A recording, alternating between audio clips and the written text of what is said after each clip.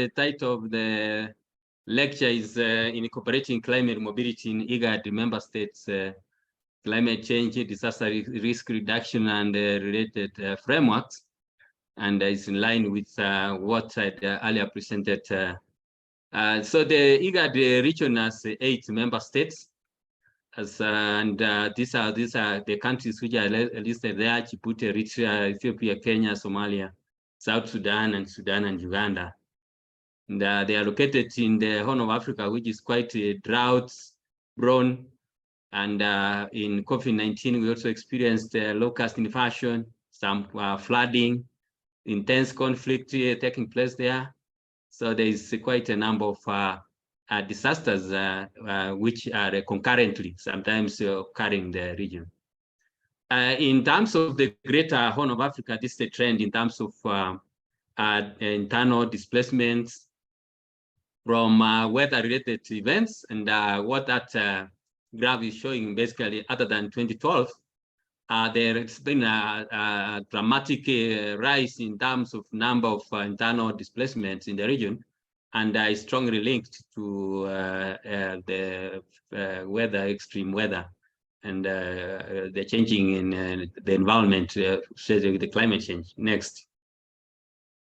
So this study was done with support of IGAD, and I was the lead consultant for this doing research.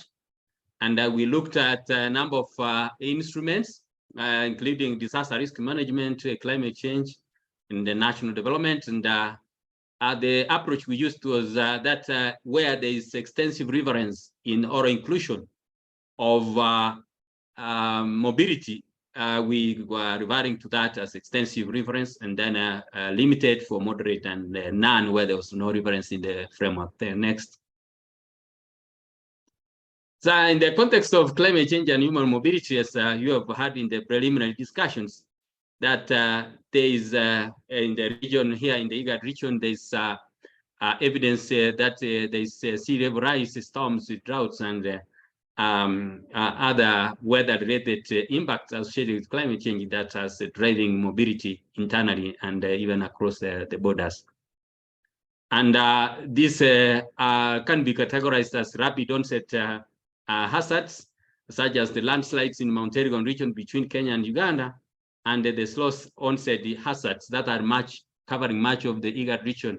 That is the arid and semi-arid regions covering almost 80% of the land. And when we looked at the framework, we wanted to see the frameworks, whether they are able to articulate this duration in terms of how long some movements are taking place internally, and also how long it takes for the community to return back to their habitual places of residence, and how there is the possibility of integration, among others. And also we wanted to see whether it is forced or voluntary, temporary, permanent, or circular. And then the element of multi-causality, what is driving these movements, whether it is articulating that multiple risks are occurring simultaneously to drive these movements. Next. So how does the instruments try to frame these movements in the policy frameworks? In Djibouti, what is majorly pronounced in their framework is that there is a drought that is impacting on resources and hampering nomadic lifestyle, and leading to widespread rural-urban migration, that is to Djibouti, a city. And also it mentions that migration flows from droughts and conflicts leads to the displacement of populations. That's according to a document known as Vision 2030 from Djibouti. In Eritrea, we're not able to get data, but in Ethiopia, there is also conceptualization of migration as rural-urban, and it's linked to disasters and water scarcity in the rural areas, and it specifies voluntary migration as an adaptation strategy as well in the national NAP of Ethiopia. In the case of Kenya, it is framed as that there is documentation of past climatic hazards from that are associated with the vulnerability to drought impacts, all the way from 1983 to 2012. That is well documented. And how many people were forced to flee their homelands as a result of the disasters, including floods and landslides, that led also to devastating economic consequences, including displacement. In Somalia, we also noted that there is a lot of documentation of these movements in their frameworks, and preventing further displacement and dealing with those already displaced is the biggest challenge that is documented in the framework. And also pastoralist movement is also mentioned in the National Disaster Risk Management Policy Framework. In South Sudan also, they recognize natural disasters as contributing to the displacement of the people. Next. And in the case of Sudan, which is a member state of the IGAD region, the policy, the draft National Disaster Risk Management Policy, they're documenting that local drought extends for several years and has been the cause of internal migration and displacement, while the pastoral communities had adjusted their livestock herd structure composition to reduce losses and adapt to the drought cycles and waves. Also in Sudan, the same time, this talking about disaster response strategies required to protect the dignity and basic human rights of affected populations, including those displaced by disaster. There's a protection. In the case of Uganda, the instruments talk about the relocation of disaster-affected populations from disaster hotspots, such as the Mount Elgon, which is prone to landslides. That's what they emphasize in that strategy. And they also mention about the government assisting persons to settle elsewhere, which is under voluntary arrangements, according to the National Policy for Disaster Preparedness and Management. Next.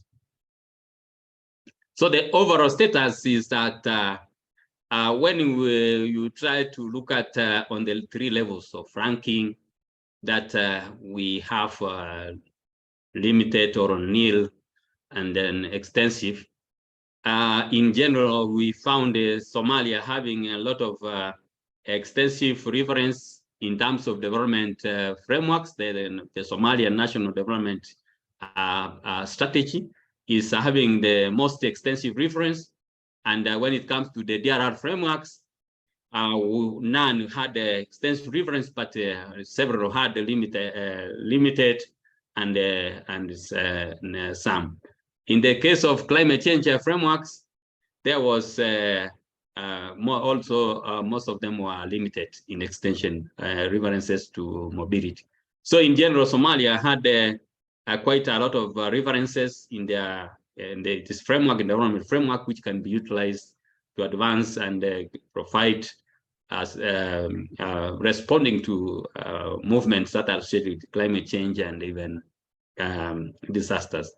Next. So the policy gaps that can be highlighted from here is very much in line with what was there in the preliminary discussions here. Is internal and cross-border institutional responsibility and coordination mechanism for displaced persons or those moving across borders in the light of climate change or disaster that are induced by climate change is not well articulated, because they all only look at movements that are internal. They don't talk much how they can provide protection to those who are likely to move across the international borders. And also, how do we avert and minimize those movements? And also the other aspect is the drivers of human mobility in the context of climate change and its future impacts and the consequences is largely missing. The funding support, which I've also mentioned earlier, that can be targeted to sub-Saharan Africa or Africa, the global south, is that human mobility as an adaptation is seriously lacking. And therefore, there is no much resources that are being channeled there to support mobility as an adaptation to climate change. And when you look at vertical and horizontal integration is weak. When you look at Paris Agreement, the Sendai Framework for Disaster Risk Reduction, and other global instruments that are talking about mobility, including the Global Compact for Migration, and how that is articulated in the national and even the regional instruments is generally weak.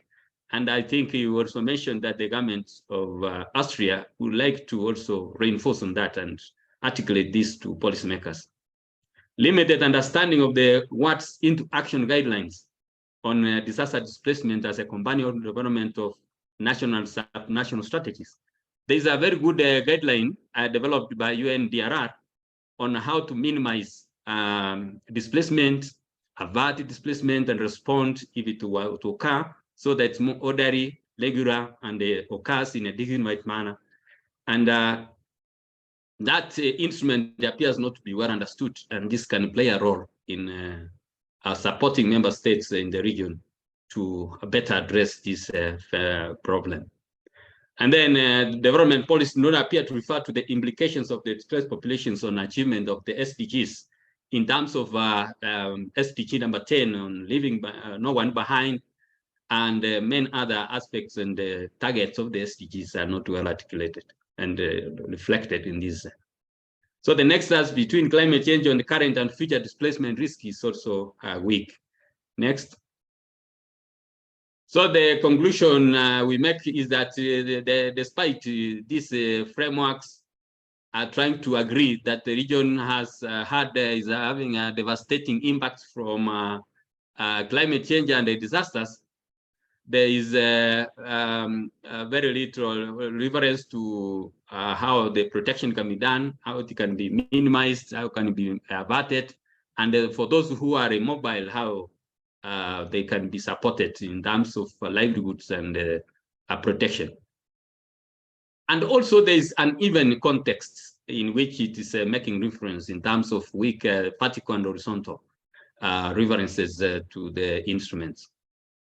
And then when it comes to the disaster risk reduction and climate change policies, despite making more references, there is more weak coherence between the instruments, and bringing the two communities together can help to minimize duplication of efforts and better use of resources.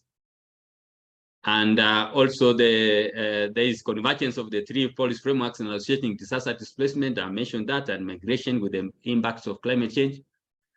And the draft DRR and the development policy for Somalia have shown the best example of how it is integrated, how it is integrating mobility, but still there are gaps there which can be addressed.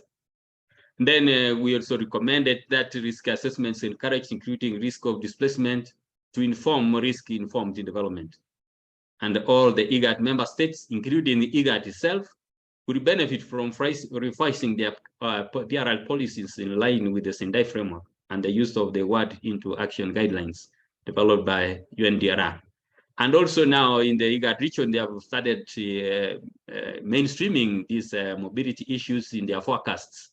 The Greater Horn of Africa Climate Outlook Forums have increasingly now trying to reflect on how they can project and model these displacements and migration when there is a forecast, and prepared and anticipatory measures are taken to minimize this movement. I think that could be all. Next. Yeah, if you like to read more about this report, you get more information about this.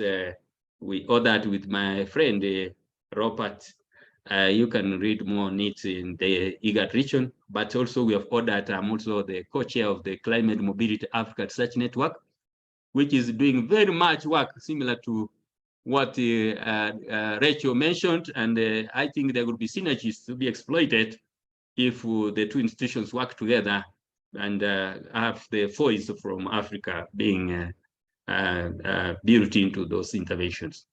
I think that's all. I hope I have not exceeded the minutes. I've also quite fast, but I think all is well and it's clear, I hope.